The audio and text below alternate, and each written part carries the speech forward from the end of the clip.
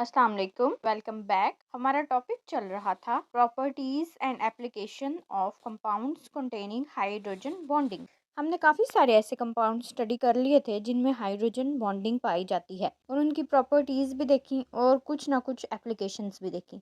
इसी सिलसिले में हम आज स्टडी करेंगे hydrogen bonding in biological compounds and food materials. DNA के स्ट्रक्चर को देखते हैं। यहाँ पर देखें, डीएनए वो फुल फॉर्म है डीऑक्सी राइबो न्यूक्लिक एसिड्स की, और आरएनए जिसका चूंकि मैंने नाम लिया है तो मैं साथ में बता देती हूँ, आरएनए हमारे पास राइबो न्यूक्लिक एसिड होता है। यहाँ पर बस थोड़ी सी डिटेल डीएनए के बारे में दी गई है। अब डीएनए हमारे पास 2 स्पाइरल्स पर मुश्तमिल होता है। 2 स्पाइरल की वजह से हम इसको डबल हेलिक्स का नाम देते हैं। दोनों चेन एक कॉमन एक्सिस के ऊपर जाकर एक दूसरे के साथ क्वाइलिंग शो करती हैं। अगर मैं थोड़ा सा स्ट्रक्चर ड्रॉ करूं तो ये बनेगा, और इन दोनों का जो आपस में डायमीटर होता है वो 18 टू 20 एंगस्ट्रॉम होता है। दोनों चेन आपस में किसके जरिए लिंक्ड होती हैं, ये हमने अभी पढ़ा था हाइड्रोजन बॉन्डिंग की वजह से। एक चेन में हाइड्रोजन दूसरे चेन के कार्बोक्सिलिक एसिड ग्रुप के साथ हाइड्रोजन बॉन्डिंग शो करेगा और दोनों चेन्स आपस में क्वाइल हो जाएंगी, लिंक हो जाएंगी। और चूंकि इसमें 2 चेन्स हैं तो इसलिए हम इसको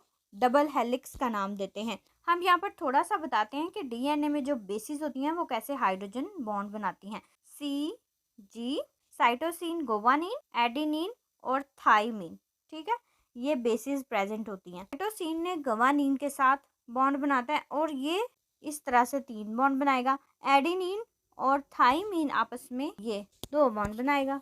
मैं यहाँ पर थोड़ा सा बेसिस को ड्रॉ करने की कोशिश करती हूँ। ये हमारे पास जो डबल हेलिक्स आएगा इस तरह से, ठीक है, ये हमने डबल हेलिक्स ड्रॉ किया। अब ये जो चेन्स हैं हमारे पास, ये शुगर फॉस्फेट बैकबोन है, ठीक है, ये चेन्स हैं, इनमें बेसिस ऐसे आमने सामने आ जाती हैं। साइटोसिन ने गवानीन के सामने आ जाना है और एडेनिन ने थाइमीन के सामने आ जाना है, और इन दोनों ने आपस में बॉन्ड्स बनाने लिए हैं, और ये इंटरेक्शन इनकी हाइड्रोजन बॉन्डिंग की वजह से होती है। इसी हाइड्रोजन बॉन्डिंग की वजह से ये दोनों चेन एक दूसरे के नजदीक आती हैं और एक दूसरे को क्वाइल कर लेती हैं और डबल हेलिक्स की शेप इख्तियार कर लेती हैं। ये तो हमने प्रोटीन्स की बात की। हमने कुछ बायोलॉजिकल कंपाउंड्स को डिटेल से पढ़ा कि वो कैसे हाइड्रोजन बॉन्डिंग शो करते हैं। अब हम फूड मटेरियल्स की बात करते हैं। फूड मटेरियल्स में फॉर एग्जांपल अगर हम कार्बोहाइड्रेट्स लें तो कार्बोहाइड्रेट्स में मेन जो शुगर्स होती हैं वो हैं ग्लूकोज, फ्रुक्टोज, सुक्रोज। हम अच्छी तरह जानते हैं कि ये जितने भी शुगर्स हैं इनमें हमारे पास एक OH ग्रुप प्रेजेंट होता है,